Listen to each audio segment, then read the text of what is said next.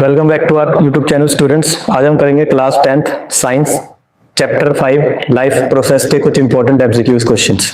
तो चलिए स्टूडेंट करते हैं यहाँ पे पहला question. If salivary amylase is lacking in the saliva, which of the following events in the mouth cavity will be affected? ये कह रहे अगर हमारे सलाइवा में जो salivary amylase है वो नहीं होगा तो कौन सा इवेंट में दिक्कत होगी हमें। तो protein breaking down into amino acid नहीं है तो पेप्सिन करता है हमारे पास, starch breaking down into sugar. तो ये वाला करेक्ट ऑप्शन है क्योंकि जो हमारा सलाइवरी एमिलेज है वो स्टार्च को किस में कन्वर्ट करता है, वो स्टार्च को शुगर में कन्वर्ट करता है। ठीक है। So the line question number second, the inner lining of stomach is protected by the following from hydrochloric acid, choose the correct one. तो ये कह रहा है कि कौन सा जो हमारे पास केमिकल है या जो कौन सी चीज है जो हमें हमारे स्टमक को हाइड्रोक्लोरिक एसिड के अटैक से बचाती है। तो हमारा करेक्ट ऑप्शन करेगा म्यूकस। ठीक है। सो म्यूकस क्या करती है, हमें हमारे स्टमक को हाइड्रोक्लोरिक एसिड के अटैक से बचाती है। सो question number 3, the kidneys in human beings which are a part of a system for nutrition, excretion, respiration और transportation। तो किडनीज हमारा कौन सा सिस्टम का पार्ट है, ये एक्सक्रीशन का पार्ट है हमारे पास। Okay. Question number 4, the xylem in the plants are responsible for. तो जाइलम क्या करता है, ट्रांसपोर्ट करता है वाटर का प्लांट्स के अंदर। ठीक है। सो question number 5, the autotrophic mode of nutrition requires carbon dioxide and water, sunlight, chlorophyll, all of the above. तो ये तीनों ही चीजें हमें चाहिए होती है तो उसका करेक्ट ऑप्शन क्या रहेगा, all of the above. Question number 6, the breaking down of pyruvate to give carbon dioxide, water, energy take place in. तो ये हमारा किसके अंदर होता है, ये होता है साइटोप्लाज्म में। So question number 7, the process in which loss of water in the form of vapours from the aerial parts of the plant take place is x.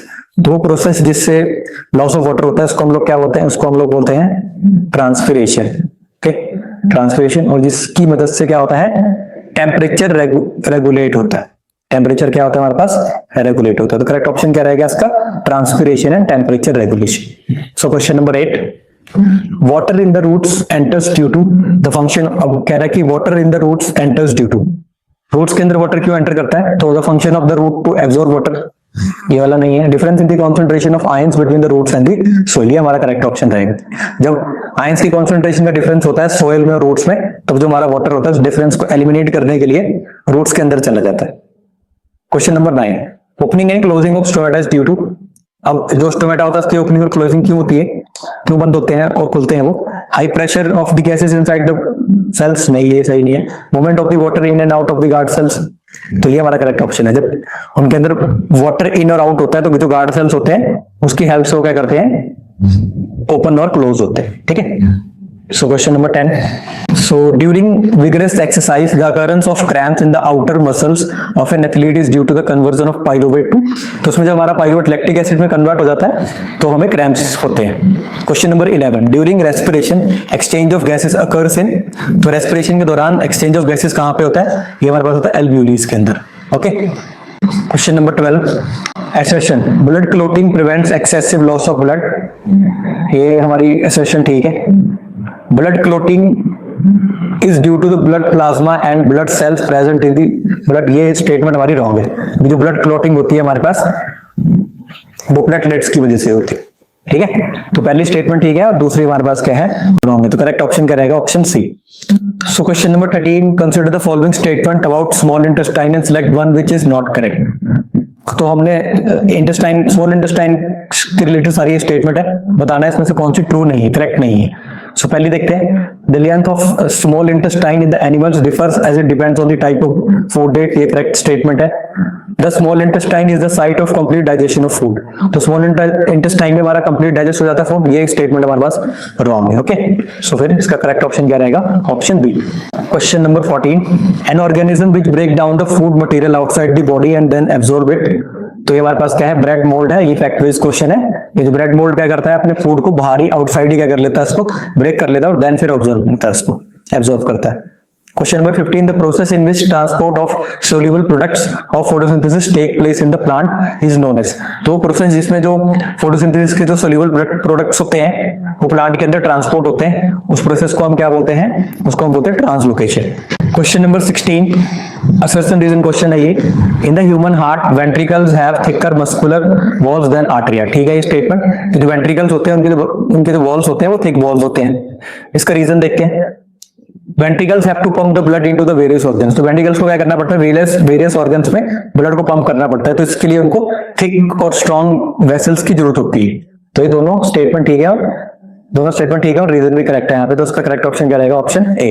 Question number 17, in human beings when the process of digestion is completed, the proteins, the carbohydrates and the fats are respectively finally converted into। तो जो proteins होते हैं हमारे पास वो amino acids में convert हो जाते हैं, अमीनो एसिड्स में, कार्बोहाइड्रेट शुगर्स में कन्वर्ट हो जाते हैं, और जो फैट्स होते हैं वो फैटी एसिड एंड ग्लिसरॉल में कन्वर्ट हो जाते हैं। तो करेक्ट ऑप्शन हमारे पास कौन सा रहेगा? Option B. Question number 18, which of the following statement is true about the human heart. तो ह्यूमन हार्ट के लिए कौन सी स्टेटमेंट हमारे पास करेक्ट स्टेटमेंट है? So the right atrium receives oxygenated blood from the lungs through pulmonary artery। तो ये स्टेटमेंट रॉन्ग है हमारे पास। राइट ऑट्रियम ऑक्सीजनेटेड ब्लड को रिसीव नहीं करता। Left atrium transfers oxygenated blood to left ventricle which send it to various parts of the body. ये statement हमारे पास ठीक है। तो जो लेफ्ट आर्टरियम होता है वो ऑक्सीजनेटेड ब्लड को लेफ्ट वेंट्रिकल में भेजता है, फिर वहां से इसको वेरियस पार्ट्स में भेज देता है। फिर right atrium receive deoxygenated blood through vena cava from upper body and lower body. ये स्टेटमेंट मेरे पास ठीक है कि जो राइट ऑट्रियम होता है वो डीऑक्सीजनेटेड ब्लड यानी कार्बन वाला जो ब्लड होता है उसको ये क्या करता है? रिसीव करता है। ठीक है, डी को चेक करते हैं। Left atrium transfer oxygenated blood to aorta which send to the different parts of the body. Statement मेरे पास रॉन्ग है, तो करेक्ट ऑप्शन हमारे पास क्या रहेगा? Option C. So next question, question number 19, in human respiratory system when a person breathes in the position of the ribs and diaphragm will be. तो जो ह्यूमन बीइंग क्या करते हैं? रेस्पिरेट करते हैं, वो इनहेल करते हैं, सांस लेते हैं, वो तो क्या पोजीशन रहती है? रिब्स की और डायफ्राम की क्या पोजीशन रहती है?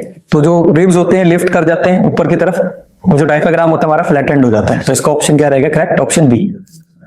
सो question number 20, last question, stomata closes when. अब हमें बताना है स्टोमेटा कब क्लोज करता है। It needs carbon dioxide for photosynthesis? नहीं। It does not need carbon, जो उसको कार्बन डाइऑक्साइड नहीं चाहिए होता तो क्लोज हो जाता है ये। ठीक है, ये वाला। Water flows out of the guard cell, जो वाटर बाहर निकल जाता है गार्ड सेल से तब ये क्लोज हो जाता है। Water flows into the guard cell, water अगर फ्लो करेगा इसके गार्ड सेल के अंदर तो ओपन रहेंगे, क्लोज नहीं होंगे। तो ये स्टेटमेंट हमारे रॉन्ग है। तो करेक्ट ऑप्शन कौन सा रहेगा हमारा? सेकंड और थर्ड हमारे करेक्ट है। तो उसमें देखते हैं कौन सा हमारे पास सेकंड और थर्ड। तो ऑप्शन सी इसका क्या रहेगा? करेक्ट ऑप्शन रहेगा। Thank you watching the video. Please like and subscribe our YouTube channel, इससे हमें और वीडियो बनाने की मोटिवेशन मिलती है।